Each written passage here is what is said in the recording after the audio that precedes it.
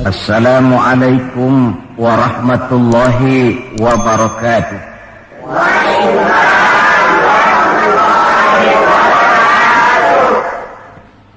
Bismillahirrahmanirrahim. Alhamdulillahi rabbil alamin. Wassalatu wassalamu ala ashrafil anbiya'i wal mursalin Sayyidina Muhammadin wa ala alihi wa ashabihil mujahidin at-tahirin, amma ba'du. Bapak-bapak, ibu-ibu, saudara-saudara, ma'asyiral muslimin rahimakumullah. Pertama, marilah kita memanjatkan puji dan syukur kehadirat Allah Subhanahu wa ta'ala yang atas izinnya saat ini kita dapat bertemu dan berkumpul bersama-sama dalam rangka memperingati maulid junjungan kita Nabi besar Muhammad sallallahu alaihi wasallam.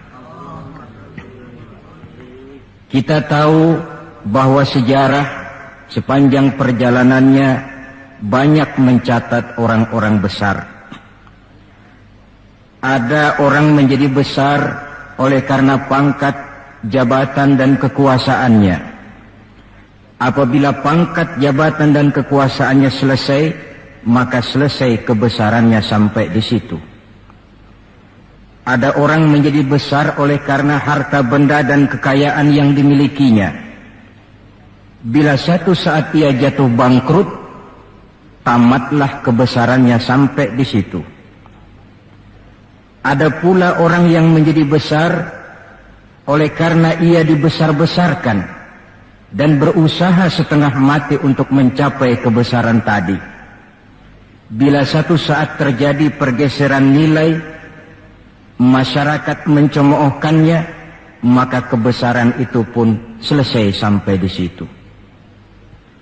Adapun Rasul yang kita peringati maulidnya saat ini, beliau besar bukan lantaran pangkat, jabatan dan kekuasaan. Beliau besar tidak karena harta benda dan kekayaan. Pun beliau menjadi besar tidak karena dibesar-besarkan oleh umatnya. Beliau besar karena dibesarkan oleh Allah Subhanahu wa ta'ala. Satu kali orang sudah dibesarkan oleh Allah, bagaimanapun usaha orang lain untuk mengecilkannya, orang itu akan tetap menjadi besar. Tetapi satu kali orang dikecilkan oleh Allah, satu negara orang mau mengangkat dia, kalau memang dasarnya potongan nyungsep, tentu tidak akan naik ke atas juga. Jelas Pak? Jelas? Apaan? Pokoknya jelas. Tidak ada seorang penulis pun, baik ia dalam Islam maupun dari luar Islam, jikalau mau bicara dengan jujur yang tidak mengagumi kebesaran pribadi dan martabat Rasulullah sallallahu alaihi wasallam. Dalam satu kalimat yang indah, Imam Busairi di dalam qasidah burdahnya menjelaskan kepribadian beliau dengan untayan kata, kal badri fi syarafin wa zahri fi tarafin wal bahri fi karamin wa dahri fi himamin. Rasulullah itu, kata beliau, tinggi martabat bagai rembulan, tabah dan ulet laksana masa, dermawan bak samudra luas biru membentang, tabah dan ulet laksana masa. Itu sebabnya beliau oleh Allah dijadikan figur, dijadikan model dan pola sebagai contoh bagi kehidupan umat Islam. Sehingga di dalam Al-Quran Allah menyatakan, laqad kana lakum fi rasulillahi uswatun hasanah. Sungguh telah ada bagi kamu pada diri Rasulullah itu contoh teladan yang sangat baik. Timbul pertanyaan, mengapa Rasul menjadi contoh buat kita? Pertama, beliau menjadi contoh buat kita karena beliau manusia, hidup dan berjuang secara manusiawi. Kalau manusia disuruh mencontoh manusia, tentu wajar. Yang tidak wajar kalau manusia disuruh mencontoh jin atau malaikat. Maka dalam ayat Quran Allah menyatakan, laqad ja'akum rasulun min anfusikum.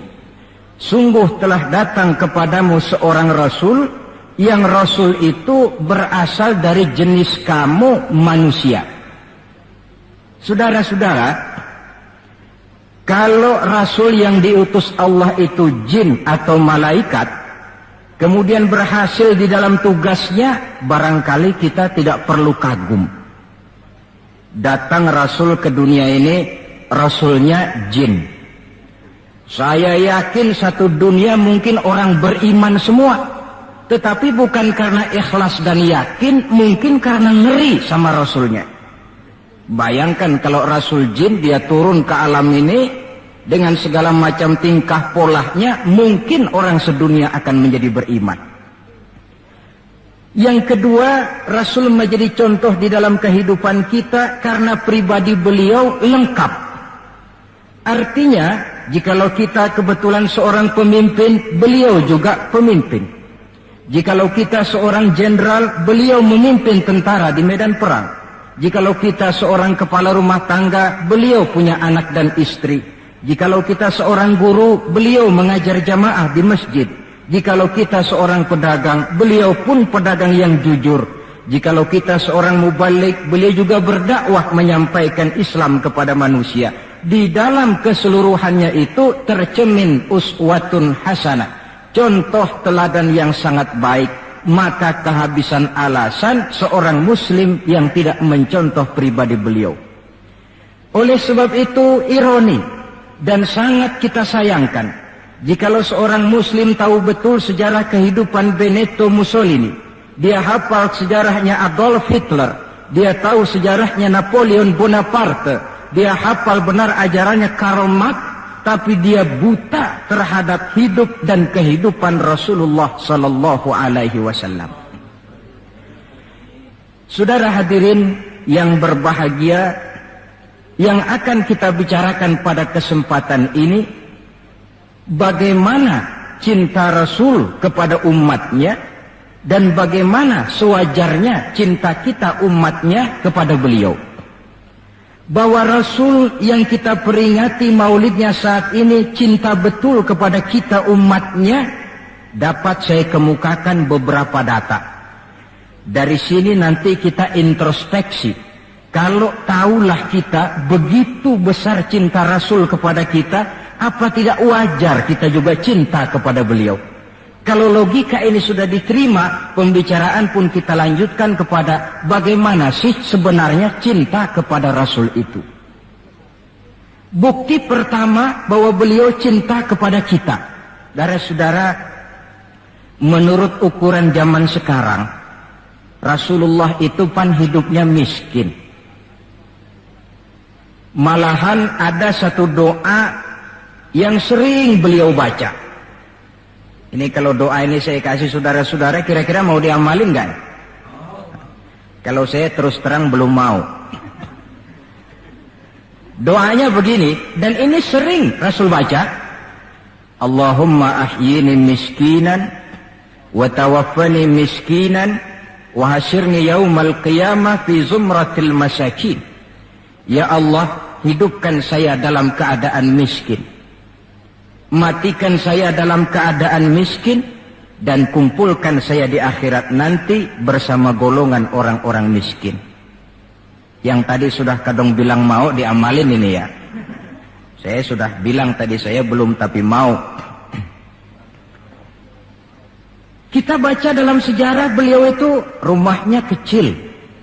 Tidurnya di atas pelepah daun korma, kadang-kadang sampai berbekas di pipinya. Sarapan paginya seteguk air zam-zam, sepotong roti, kadang 3 butir kurma. Di tengah kemiskinannya Allah pernah menantang beliau dengan kata, "Wala saufa yu'tika rabbuka fatarda." Ada enggak tuh di Quran? Ada. Surah apa? Pokoknya Quran dah ya. "Wala saufa yu'tika rabbuka fatarda." Allah akan memberikan kepadamu wahai Muhammad apa saja yang menyenangkan hatimu.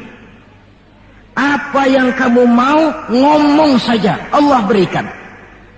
Jikalau engkau Muhammad kepengen kekuasaan yang luas, kami angkat kau menjadi raja di raja, menjadi king of king, istilah kerennya.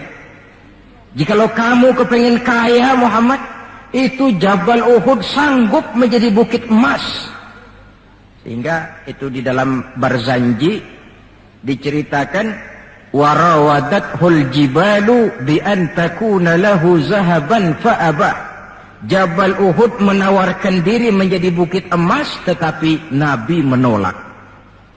Jikalau engkau wahai Muhammad kepingin wanita cantik, bilang saja anak siapa.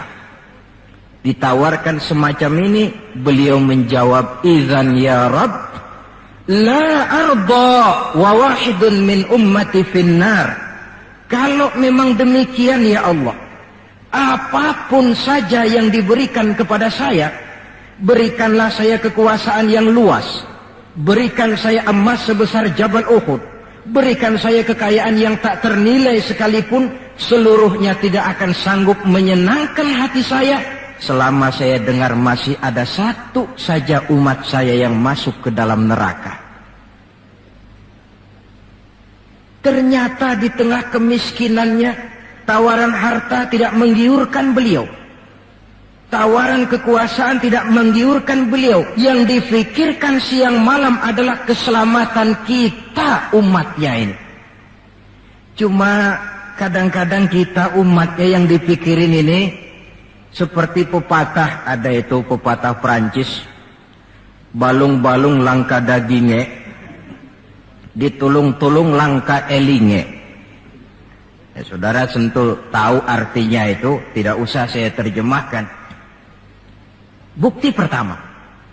Bukti yang kedua, ketika turun perintah hijrah, ketika itu posisi umat Islam di Mekah sudah sangat terpepet. Sebagian sahabat sudah mengusulkan, kita hijrah saja ya Rasul. Kata Rasul, sabar mas, hijrah sih hijrah, tapi ini komando belum turun. Sebab kita tahu kebijaksanaan apapun yang beliau ambil tentu menunggu wahyu. Wa ma yantiqu 'anil hawa in huwa illa wahyu yuha. Nah, lantas ketika benar-benar turun itu perintah hijrah, beliau pidato di depan para sahabat, saudara-saudara, perintah hijrah sudah turun. Berangkatlah tuan-tuan lebih dulu ke Madinah. Lalu anda sendiri kapan ya Rasul? Saya belakangan. Kenapa mesti belakangan? Tuan-tuan harus tahu, yang dicari, yang dikejar-kejar, yang diancam akan dibunuh itu saya. Jikalau kita hijrah bersama-sama ke Madinah, kita akan dikejar-kejar terus. Tapi kalau tuan-tuan berangkat lebih dulu ke Madinah, sementara saya tetap berada di kota Mekah ini, tuan-tuan akan sampai ke kota Mekah dengan tenang dan selamat, sebab saya yang mereka cari masih tetap berada di kota Mekah. Keadaan begitu kritis, tapi umatnya dulu disuruh hijrah, beliau bertinggal di kota Mekah menghadang mara bahaya. Ini rupanya pemimpin lebih mementingkan keselamatan orang yang dipimpinnya daripada keselamatan dirinya sendiri. Enggak mentang-mentang turun perintah hijrah terus ngepak koper, udah ya gue duluan. Tidak, umatnya yang disuruh berangkat dulu, keselamatan umatnya yang dipikirkan, cintanya kepada umatnya. Bukti yang ketiga, saudara-saudara, bahwa Rasul cinta kepada kita. Dikala beliau akan datang ajal, hari Senin tanggal 12 Rabiul Awal seperti hari kelahirannya. Dikala itu sakit beliau sudah agak payah. Datang waktu subuh di Madinah ini, Bilal pun azan di masjid. Selesai azan, sebagian sahabat melakukan sholat sunnah qobliyah, lalu menunggu kedatangan baginda Rasul Sallallahu Alaihi Wasallam untuk mengimami sholat subuh. Lantaran ditunggu lama tidak datang, akhirnya Bilal diutus menjemput baginda Rasul. Ketika sampai di rumah, beliau berkata, Bilal, sakitku sudah agak payah ini. Rasa-rasanya tak kuat lagi aku jadi imam. Kau kembalilah ke masjid, sampaikan ini kepada semua sahabat dan minta kesediaan Abu Bakar menjadi imam. Bilal dengan muka sedih dan air mata berurai membasahi pipi, berangkatlah ke masjid.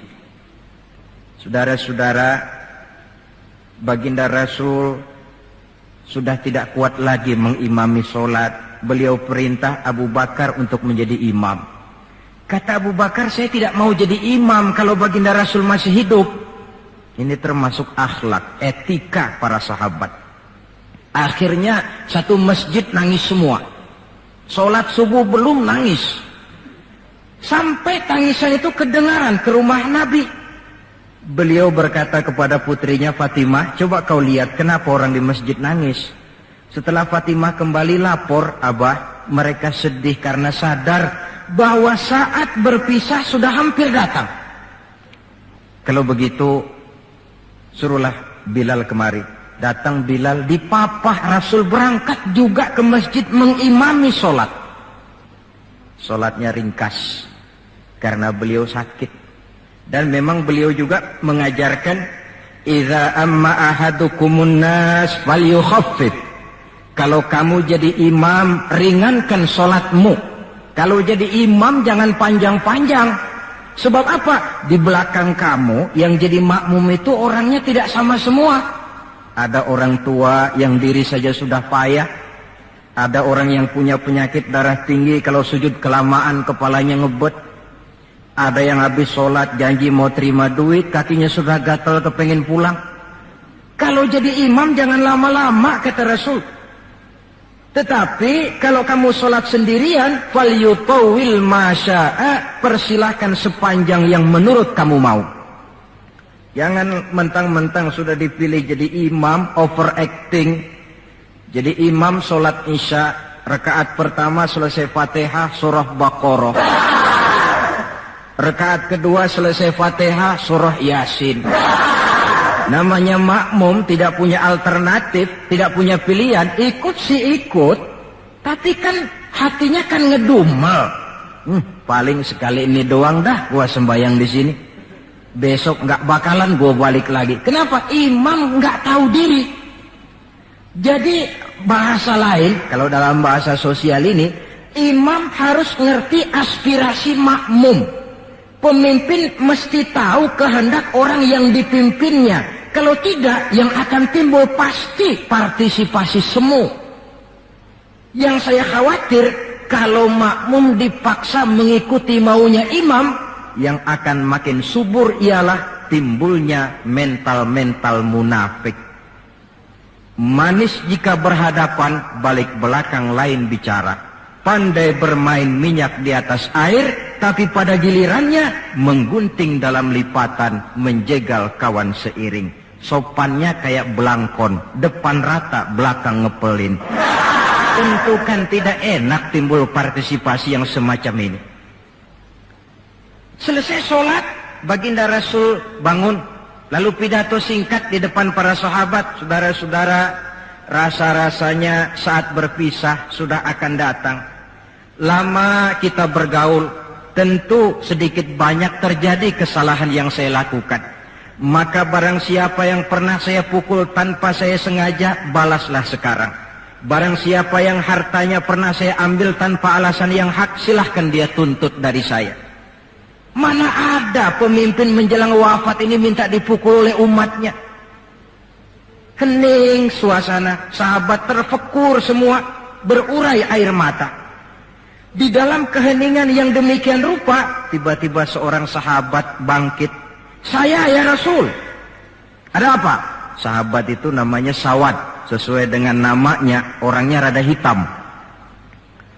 Ya Rasul, dalam satu peperangan, Tuan mau mecut onta.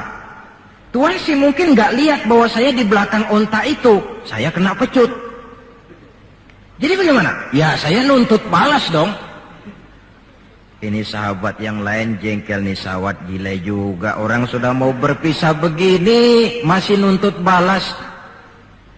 Baik sawat, Umar tolong ambilkan cambuk. Sayyidina Umar sambil nyerahin cambuk, sawat, kalau bahasa kita gua talangin aja dah.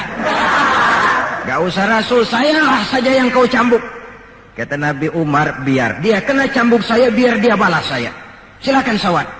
Ya Rasul, apalagi? Waktu saya kena cambuk tuan, saya nggak pakai baju.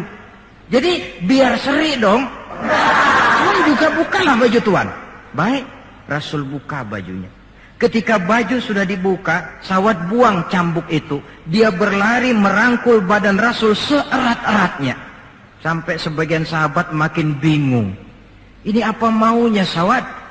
Ya Rasulullah, saya tahu sebentar lagi kita akan berpisah. Saya tidak tahu apa di akhirat nanti kita bisa kumpul.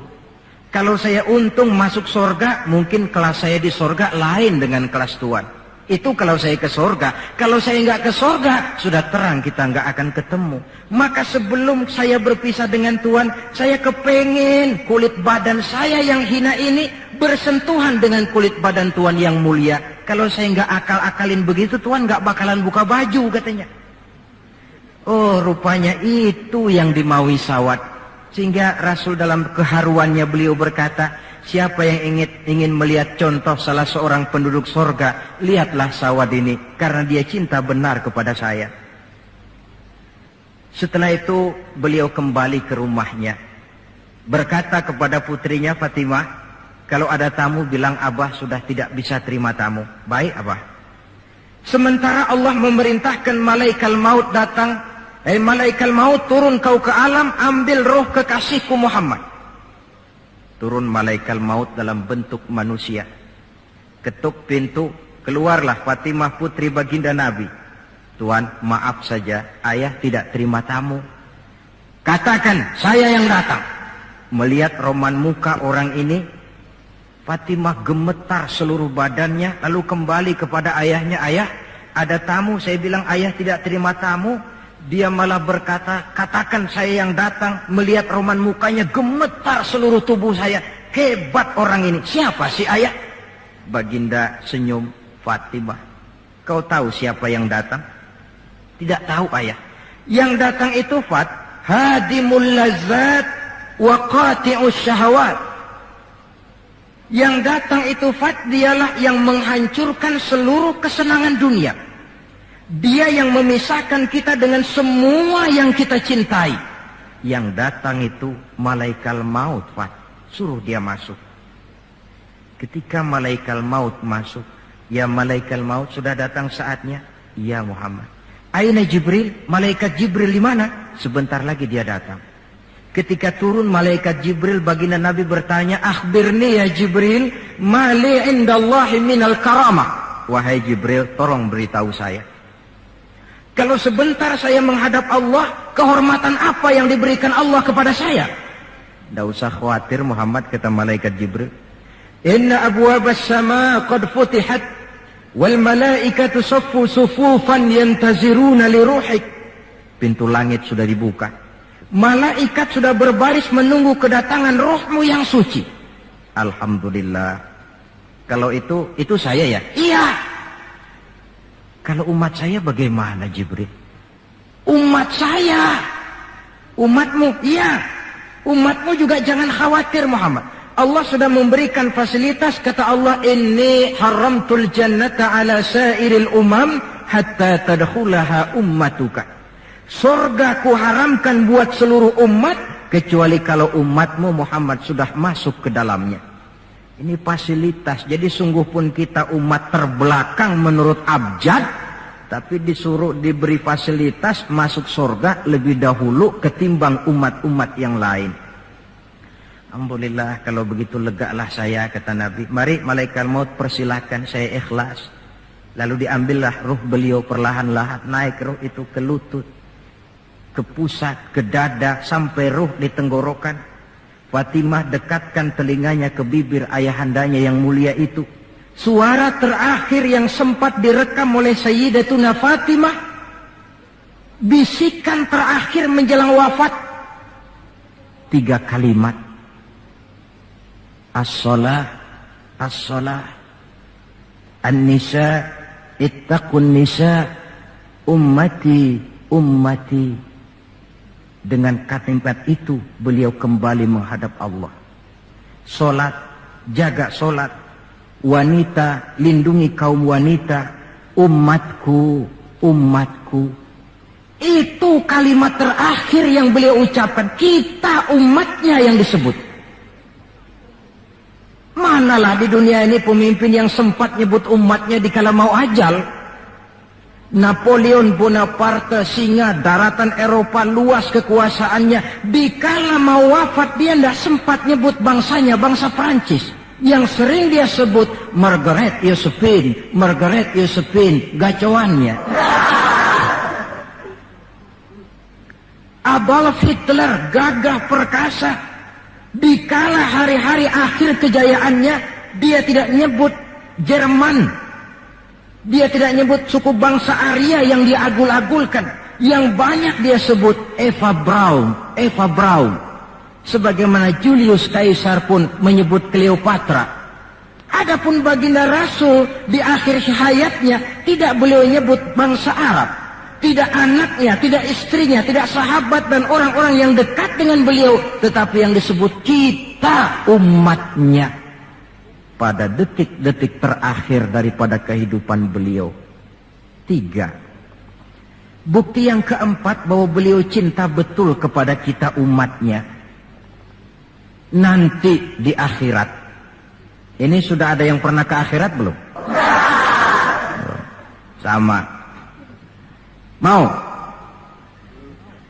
Bukan, kalau mau saya catat besok berangkat. Ini gampang kok ini urusan ini. Nanti di akhirat, setelah Allah mematikan semua yang bernama hidup, maka yang pertama kali dihidupkan kembali pada kehidupan itu para malaikat. Setelah malaikat dihidupkan kembali, maka Allah memberikan tugas kepada para malaikat, katakanlah semacam panitia akhirat. Nah, malaikat Malik, siapkan itu neraka. Aku akan bakar itu bajingan-bajingan tengik, koruptor-koruptor. Mereka yang ketika di dunia tidak mau sujud, mereka yang jauh dari majelis taklim, mereka yang benci kepada ulama. Kau Ridwan, siapkan surga. Aku akan balas hamba-hambaku yang ketika di dunia mereka rajin sujud, dekat dengan ulama, menyintai majelis taklim, gemar berbuat kebajikan. Kamu, Jibril dan Mikail berangkat ke surga, ambil kendaraan yang bernama Buraq, bawa pakaian kebesaran, turun ke alam, cari di mana kubur kekasihku Muhammad, bawa dia ke surga. Turunlah malaikat Jibril dan Mikail. Ketika itu alam sudah rata. Malaikat Jibril berdoa, ya Allah, saya mohon pertolonganmu agar bumi yang menyimpan tubuh suci Muhammad terbuka hendaknya. Terbuka kubur Nabi. Beliau bangkit dari kubur mengusap-usap mata seperti orang bangun tidur. Tengok kanan malaikat Jibril, tengok kiri malaikat Mikail. Lalu beliau bertanya, ayu yaumin hadza ya Jibril? Ini hari apa ya Jibril? Kata malaikat Jibril, ya Muhammad, hadza ma wa'ada ar-Rahman. Inilah hari yang dijanjikan Allah. Ini hari kiamat Muhammad. Kiamat, kiamat. Ya Jibril, jikalau ini memang hari kiamat, aina tarakta ummati? Kalau ini memang hari kiamat Jibril, umat saya di mana? Kita yang ditanya. Bangun dari kubur, tahu kalau itu hari kiamat, pertanyaan pertama, umat saya di mana? Barangkali kalau saudara yang bangun paling dulu dari... Adapun baginda Nabi, saudara-saudara, ketika pertama bangkit dari kubur itu, kitalah umatnya yang menjadi pertanyaan pertama. Malaikat Jibril menjawab, ya Muhammad, tidak ada orang yang dibangkitkan sebelum kamu. Kaulah orang pertama. Lalu bagaimana sekarang? Kita ke surga. Perintah Allah, perintah Allah. Berangkat ke surga. Setelah di surga, beliau seperti orang bingung. Sampai Allah menegur, ya Muhammad, apa kurang enak surga? Enak ya Allah. Apa tidak cukup fasilitas? Cukup. Kenapa kamu seperti orang tidak betah? Saya mikir umat saya ya Allah. Iya, saya sudah enak-enak duduk di kursi empuk. Umat saya bagaimana umat saya? Jadi mau kamu bagaimana? Saya minta izin ya Allah, mau keluar dulu, mau tengok saya punya umat. Sudah di surga permisi keluar mau tengokin umatnya. Dikala kita umatnya lewat di atas sirat, beliau angkat kedua tangan seraya berdoa, Allahumma sallim sallim. Ya Allah, selamatkan umatku yang sedang lewat di atas sirat, selamatkan ya Allah. Dari dunia sampai akhirat beliau cinta kepada kita. Dari dunia sampai akhirat beliau bela kita. Betapa pemimpin semacam ini tidak kita cintai. Masalahnya sekarang, kalau kita sudah sependapat bahwa kita juga cinta kepada Rasul, apa sih artinya cinta kepada Rasul itu? Hadirin, pertama, man ahabba syai'an aktsara min dzikrihi. Siapa yang cinta sesuatu, dia tentu banyak menyebut yang dia cintai. Ini tandanya orang cinta, banyak nyebutin. Kalau saudara cinta kepada harta, tentu kalau ngobrol yang banyak saudara sebutin harta. Kalau saudara lagi ngobyek tanah, seneng cinta sama tanah, asal ngobrol di warung mesti tanah yang dimeterin. Walaupun tanah orang. Kalau saudara kebetulan sedang jatuh cinta kepada seorang perempuan, bahkan dalam tidur pun kebawa-bawa namanya saudara sebut. Orang yang cinta sesuatu, dia banyak menyebut yang dia cintai. Cinta kepada Nabi, banyak menyebut Nabi. Menyebut Nabi apa lalu? Muhammad, Muhammad, Muhammad, Muhammad. Tentu bukan. Sebab kita tahu dalam kehidupan sehari-hari saja kita punya tata krama. Gubernur lewat, tentu tidak berani kita secara langsung menyebut namanya. Mesti kita berkata, itu ada Bapak Gubernur lewat. Kita sebutlah predikatnya. Itu ada Bapak Menteri lewat. Itu kepada pejabat. Entahlah pula kepada seorang junjungan alam. Banyak menyebut Nabi artinya banyak membaca sholawat kepada beliau. Sekurang-kurangnya Allahumma sholli ala Sayyidina Muhammad wa ala ali Sayyidina Muhammad. Satu. Yang kedua, orang yang cinta kepada sesuatu biasanya menjaga, memelihara warisannya. Kita punya orang tua meninggal dunia, ada warisannya, tentu kita jaga sebaik-baiknya. Sudahlah, nggak bisa nambahin, sekurang-kurangnya nggak jualin melulu. Jikalau Rasul meninggalkan kita, jelas beliau tidak meninggalkan harta, beliau tidak meninggalkan kebun, pabrik, tanah dan sebagainya. Tapi beliau meninggalkan warisan kepada kita untuk kita jaga, kita pelihara bersama. Apa yang warisan yang beliau tinggalkan? Prinsipnya 3. Yang kedua terdapat dalam hadis, taraktu fikum amrain lan tadillu ma in tamassaktum bihima abada, kitaballah wa sunnata rasulih. Aku tinggalkan kepadamu 2 perkara yang jikalau kamu mau berpegang teguh kepada keduanya, kau tidak akan sesat untuk selamanya. Quran dan sunnah Rasul. 2. Warisan yang ketiga dalam hadis, al-ulama warasatul anbiya. Ulama adalah ahli waris Nabi. Kalau demikian, maka warisan Nabi itu 3. Quran, sunnah, ulama.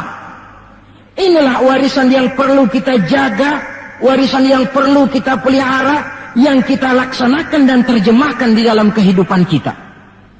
Mari kita lihat. Warisan pertama, Quran. Kitab suci bagi kita umat Islam. Bagaimana cara kita memelihara warisan yang namanya Quran ini? Pertama, usahakanlah agar membaca Quran menjadi salah satu hobi di dalam kehidupan kita. Kata Nabi, innal ladzi laisa fi jawfihi syai'un minal Qur'an kal bait. Orang yang dari tenggorokannya tidak pernah keluar ayat Quran barang sepotong pun, belum pernah ngaji barang seayat pun, itu orang, kata Nabi, kayak rumah kosong. Rumah biar bagus, potongan Spanyol, gede, mahal, kalau kosong kan angker.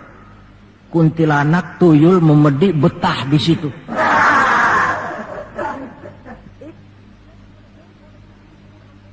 Dan oleh karena Quran ini produk Allah, dibaca dalam segala keadaan pantas. Di gubuk reot di pinggir kali ada orang baca Quran, pantas. Di rumah mewah ada yang baca Quran, cocok. Kemudian orang sedih baca Quran, terhibur. Orang gembira baca Quran, tidak menjadi lupa diri. Di istana ada yang baca Quran, pantas. Di depan kubur ada yang baca Quran, pantas. Orang kawin dibacakan Quran, bagus. Orang mati dibacakan Quran juga cocok. Lantaran dia produk Allah. Setelah membacanya, lalu meningkatkan kepada tahapan yang kedua. Mencoba memahami isinya. Lewat segala kesempatan yang memang mungkin. Entahlah dengan jalan mengaji, tukar pikiran, diskusi, banyak membaca. Tetapi tentu dengan catatan bahwa kita memahami Al-Quran ini tidak bisa mengandalkan kemampuan intelektual semata-mata. Seperti yang banyak gejalanya terjadi di zaman sekarang ini. Di mana orang mencoba menggali hakikat Quran dengan mengandalkan kemampuan intelektualnya. Kadang-kadang bahasa Arab saja nggak ngerti. Dia gali Quran cuma sekedar lewat terjemahannya. Yang saya khawatir akan timbul kecenderungan di mana orang mikir dulu baru nyari ayat. Akhirnya ayat Quran dicocok-cocokin sama pikirannya. Bukan ada ayat dipikirin, tapi malah mikir dulu baru mencari ayat. Saudara hadirin, munculnya pesantren-pesantren kilat dalam upaya memahami Islam. Secara pribadi saya bersyukur, merasa gembira, tetapi yang saya sayangkan jikalau dengan pesantren kilat itu lalu merasa bahwa diri sudah cukup. Setelah nyantren 1 minggu pesantren kilat, keluar pesantren sudah kayak pendekar, ulama anu salah, kiai anu gak bener, ustad anu salah, semua ulama-ulama salah. Baru nyantren seminggu sudah semuanya salah. Lebih celaka lagi kalau nanti upaya memahami Islamnya, ini dalam bahasa sosialnya disebut frame of reference, seperti orang buta kenal gajah, yang mati-matian mempertahankan teori bahwa gajah itu tipis dan lebar seperti kipas, cuma karena kebetulan yang dia pegang baru sekedar telinga gajah. Maka upaya memahami Al-Quran tidak bisa dilepaskan kaitannya dengan bantuan orang yang ahli di bidang itu. Barangkali sudah banyak terjemahan Quran di dalam bahasa Belanda, bahasa Inggris, apalagi bahasa Indonesia. Yang agak sulit sekarang mencari terjemahan Quran di dalam kehidupan kita. Saya sering ambil contoh ringan. Umpamanya, nih sensus versi saya.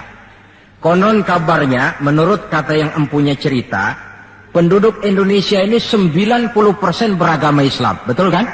Nah. Kalau saya numpang tanya, dari jumlah 90% ini, berapa persen yang bisa baca Quran? Kira-kira ada nggak separuhnya? Rasanya nggak ada. 30%. 20% ada ya? 20% adalah, kurang-kurang dikit sama kawan jadi dah 20%. Dari jumlah 20% yang bisa baca Quran, numpang tanya lagi, berapa persen yang bisa baca dan tahu artinya? Ada 5%? Saya kira adalah 5% berikut santri-santri yang di pondok pesantren itu. Dari jumlah 5% yang bisa baca Quran dan tahu artinya, berapa persen yang bisa baca, tahu artinya, lalu mengamalkan ajaran Quran? Ini yang masih bisa dihitung dengan jari. Sehingga tidak heran bahwa umat ini mayoritas, tapi lebih sering jadi penonton daripada jadi pemain. Lebih sering jadi objek daripada menjadi subjek. Dalam bahasa Arabnya lebih sering menjadi maf'ul daripada menjadi fa'il. Sebab kuantitas yang tidak diiringi oleh kualitas, ini yang bahasa Nabi, ghusa'un ka ghusa'is sail, seperti busa di lautan. Banyak tapi centang perenang. Banyak tapi tidak punya daya dan kekuatan, dihempaskan ke tepian pantai tanpa punya makna dan arti. Kadang kita baca Quran, tapi sementara di pihak lain kita juga yang menginjak-injak isinya. Kita baca ayat, wa ahallallahu al-bai'a wa harrama riba. Allah halalkan jual beli, Allah haramkan riba, tapi renten ditelan terus. Kita baca ayat, wa tasimu bihablillahi jami'an wa la tafarraqu. Berpegang teguhlah kepada tali Allah, jangan kamu bercerai-berai, tetapi sesama muslim main pelotot-pelototan jalan terus. Yang kita baca kadang-kadang kita juga yang menginjak-injaknya. Ini warisan pertama, Al-Quran. Warisan yang kedua, sunnah Rasulullah Sallallahu Alaihi Wasallam. Yang diantara fungsinya menjelaskan apa yang oleh Al-Quran tidak dijelaskan dalam bentuk detail. Quran misalnya cuma mengatakan aqimis sholat, dirikan sholat. Bagaimana cara sholat? Tidak ada dalam Quran. Bahwa sholat mesti takbiratul ihram, mesti tahiyat, mesti ruku duduk di antara dua sujud. Tidak ada dalam Quran. Yang menjelaskan itu semua sunnah. Quran cuma menjelaskan wa atimul hajja wal umrata lillah, laksanakan haji dan umrah karena Allah. Bagaimana manasik haji, bagaimana jumrah, bagaimana tawaf, bagaimana sa'i, tidak ada dalam Quran. Sunnah menjelaskan semua itu. Nah, untuk memahami Quran dan sunnah, jalan apa yang kita tempuh? Jalan melalui warisan yang ketiga, yaitu para ulama. Diakui atau tidak, kita hutang jasa kepada para ulama yang dengan tekun dari musola ke musola, dari pesantren ke pesantren, dari pengajian ke pengajian, membimbing, menjaga dan memelihara umat ini. Mereka tidak digaji, mereka pun tidak mendapat beras, hidup pun kadang-kadang miskin, tapi lantaran panggilan moral menjaga, memelihara, membentengi akidah umat ini. Bersyukur kita bangsa Indonesia punya ulama dan punya umara. Kedua-duanya penting, kedua-duanya berjasa, kedua-duanya membangun. Tidak ada yang satu lebih penting dari yang lain. Cuma bidang pembangunannya saja yang lain-lain. Orang kadang-kadang usil, Pan. Apaan ulama katanya, kerjanya ngomong doang. Sekarang kan zaman pembangunan perlu karya nyata. Mana ada kiai bangun jembatan? Ngomong aja. Ini saya pikir orang bicara begini ini nggak ngerti masalah. Bukankah asas manajemen yang modern saja mengajarkan the right man on the right job, the right man on the right place, bahwa orang harus ditempatkan sesuai dengan proporsinya. Nah, kalau kiai disuruh bangun jembatan, apa Pak Lurahnya mau ngajar tafsir? Setiap kita membangun, cuma bidang pembangunan kita yang berbeda-beda. Dan kenyataan makin menunjukkan kepada kita, saudara-saudara, sekarang ini yang namanya ulama, maaf-maaflah, sudah merupakan jenis makhluk langka.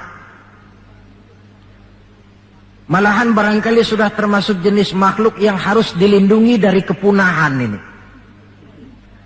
Dan mencetak sarjana lebih gampang ketimbang mencetak kiai.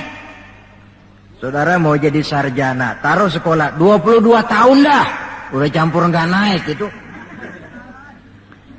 Ya cobalah kalau TK 1 tahun, TK 1 tahun, SD 6 tahun, PAN 7 tahun, SMP 3 tahun, 10 tahun, SMA 3 tahun, 13 tahun, kuliahlah 5 tahun, 18 tahun, cadangan nggak naik lah 4 tahun.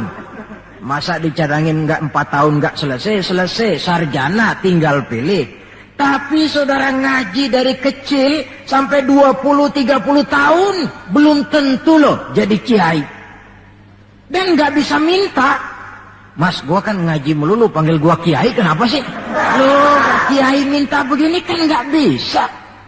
Kalau ilmunya diakui, akhlaknya jadi contoh, perjuangannya diteladani, umat bersimpati, lalu masyarakat beramai-ramai secara praktis menyebutnya kiai. SK-nya itu di tangan umat. Oleh karena SK-nya di tangan umat, dia tidak kenal pensiun dan jam kerjanya pun 24 jam. Kapan umat perlukan, dia mesti berangkat. Yang saya khawatir, kelangkaan ulama ini menyebabkan terjadinya pergeseran nilai, dan ini pernah dianalisa oleh baginda Rasul sallallahu alaihi wasallam. Apa kata beliau? Inna min asyratis sa'ah, sesungguhnya di antara tanda-tanda kiamat. Nggak usah mikirin kiamat beneran dah, saya juga nggak pengen ngalamin. Kiamat mini, kiamat kecil-kecilan. Apa itu? Hancurnya sendi-sendi kehidupan sosial, maksiat merajalela, munkarat menjadi-jadi, yang benar jadi salah, yang salah dianggap benar, yang hak menjadi munkar, yang munkar dibilang hak. Kemakmuran cuma kata, keadilan cuma teori, hukum kayaknya cuma buat orang kecilan, orang gedean kagak mempan hukum. Padahal hukum kalau sudah pandang bulu terang, yang enak yang banyak bulunya. Siapa yang banyak bulunya? Monyet. Kalau hukum pandang bulu, monyet keenakan. Pergeseran nilai terjadi. Kiamat macam ini yang kadang-kadang kita temukan dalam kehidupan.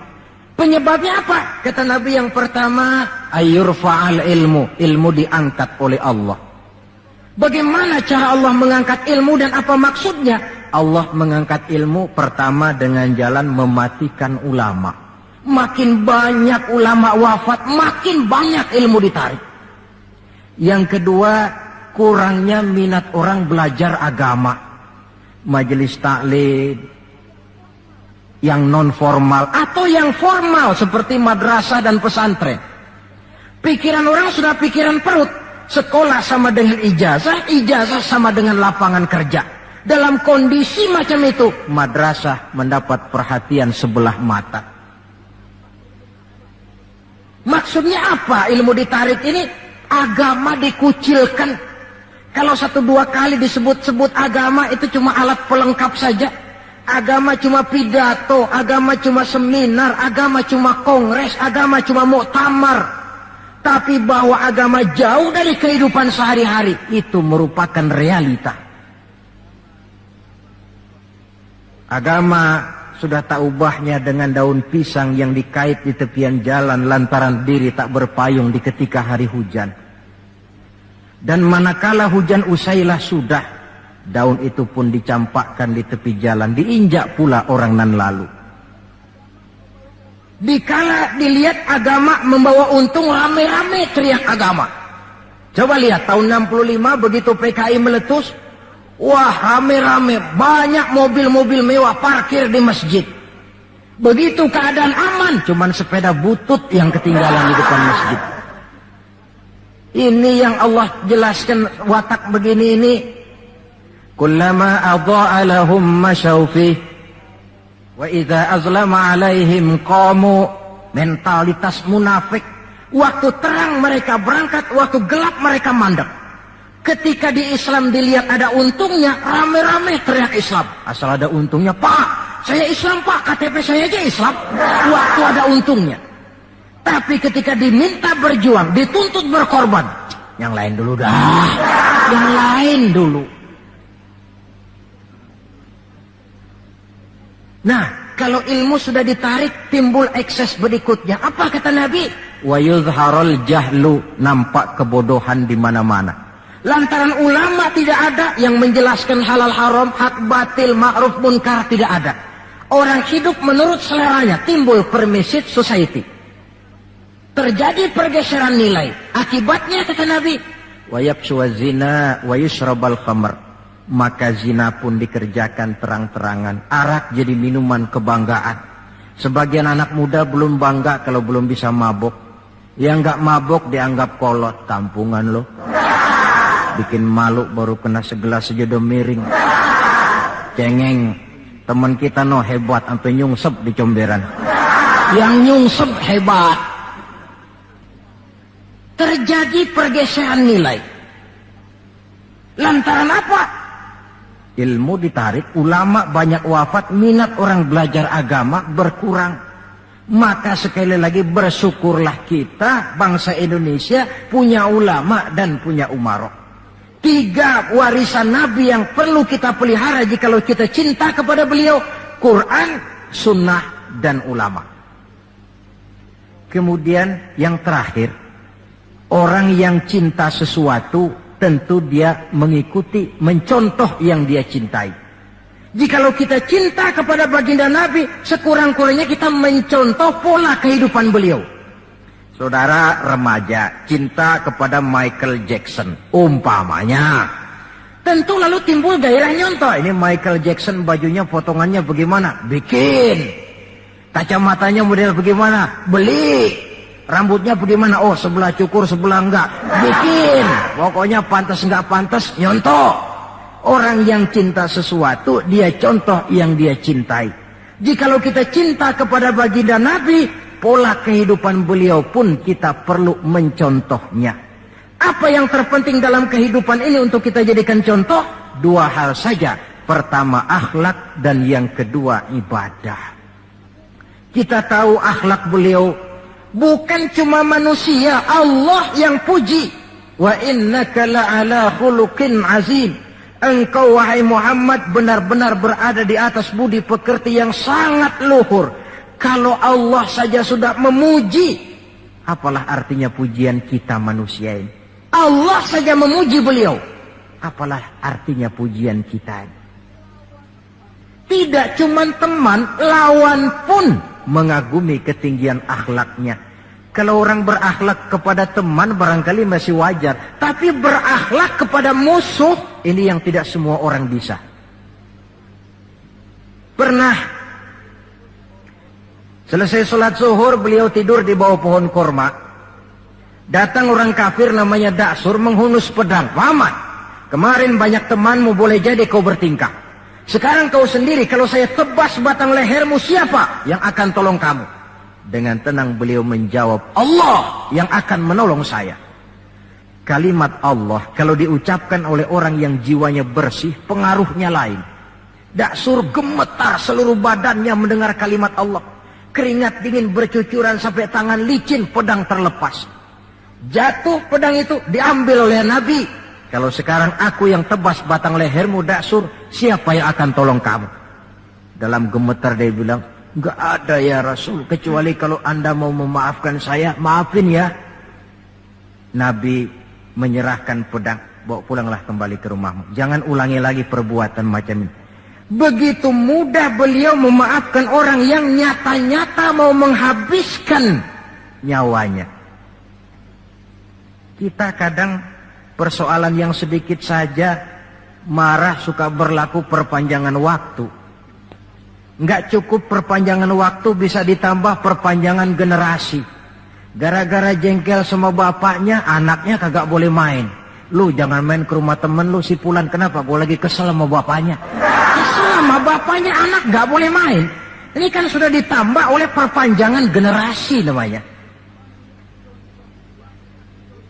Banyak contoh yang diceritakan dalam sejarah mengenai ketinggian akhlak beliau, tidak cuma kepada teman tetapi kepada musuh-musuhnya sekalipun beliau mempunyai akhlak yang sangat luhur. Dan akhlak inilah penilaian orang di dalam kehidupan kita. Seorang rendah yang akhlaknya tinggi jauh lebih baik daripada seorang besar dan tinggi, dalam arti entah jabatan, harta, kekuasaannya, tetapi berakhlak dan bermoral rendah. Dan jangan lupa, kehancuran suatu bangsa selalu dimulai dengan kehancuran moral daripada bangsa itu sendiri. Kita cukup prihatin yang hidup di abad 20 ini, insya Allah lah kita nggak akan mengalami banjir sebesar banjirnya Nabi Nuh. Tapi banjir abad ini polanya lain. Banjir maksiat dan munkarat, banjirnya peradaban dan kebudayaan yang menghancurkan moral anak-anak kita, banjirnya paham-paham yang menghancurkan, sekurang-kurangnya mendangkalkan kita punya akidah. Terhadap banjir-banjir semacam ini kita perlu punya kapal supaya selamat diri, selamat keluarga, selamat generasi yang akan datang dari segala macam banjir yang tidak kita inginkan. Nah, untuk mencontoh akhlak beliau inilah kita perlu membaca, mempelajari peri kehidupan beliau. Akhlaknya ketika menjadi pedagang, akhlaknya ketika memimpin tentara, akhlaknya dalam kehidupan di rumah tangga, akhlaknya kepada para sahabat, akhlaknya menghadapi musuh sekalipun. Bukankah sejarah juga yang menceritakan kepada kita, pada waktu dakwah ke Taif beliau bukan disambut malah disambit. Ketika itu turun malaikat Jibril, ya Muhammad, kalau kau mau orang yang melontari kau dengan batu hancur, sekarang ini juga aku timpa mereka dengan Jabal Uhud biar mampus semua. Kata Nabi, jangan ya Jibril, saya ini diutus bukan untuk menghancurkan orang, saya ini rahmatan lil alamin. Jadi mau kamu apa? Saya cuma mau berdoa buat mereka, Allahumma hdi qaumi fa innahum la ya'lamun. Ya Allah, berikan hidayah, petunjuk kepada kaumku yang tadi melontari aku dengan batu lantaran mereka tidak tahu. Karena tidak tahu maka mereka lontari aku dengan batu. Andai mereka tahu, itu tidak akan mereka lakukan. Sudahlah dilontari batu, yang melontari batu malah didoakan dan doanya pun bagus. Akhlak di dalam kehidupan. Hal kedua yang mau kita contoh adalah ibadah. Hadirin, kalau ada satu-satunya manusia yang sudah mendapat jaminan ampun dari segala dosa, itu cuma baginda Nabi orangnya. Liyaghfira lakallahu ma taqaddama min dzambika wa ma ta'akhkhar. Ya Muhammad, dosamu yang dulu, yang sekarang, yang akan datang, jikalau memang ada, semuanya sudah dijamin ampun oleh Allah. Tapi makin diampuni, makin banyak ibadahnya. Lantaran sandaran vertikalnya benar, beliau dekat dengan Allah. Lantaran Allah dekat, pertolongan selalu datang. Bukankah manusia cuma pandai berusaha dan berusaha, namun kepastian sepenuhnya di tangan Allah. Kesanalah kita perlu berhubungan secara baik supaya maksud dan tujuan kita terlaksana. Nah, ibu-ibu dan bapak-bapak, maafkan saya agaknya cuma sekedar inilah yang dapat saya sampaikan pada pertemuan kali ini. Mudah-mudahan cinta kita kepada baginda Rasul bisa kita wujudkan dengan pertama, banyak membaca sholawat kepada beliau. Yang kedua, menjaga warisan yang beliau tinggalkan, Quran, sunnah, dan ulama. Dan yang ketiga, mencontoh beliau sesuai dengan batas kemampuan kita sebagai manusia. Sekian dan demikianlah, lebih kurang mohon maaf. Usikum wa iyaya bitaqwallah. Wassalamualaikum warahmatullahi wabarakatuh.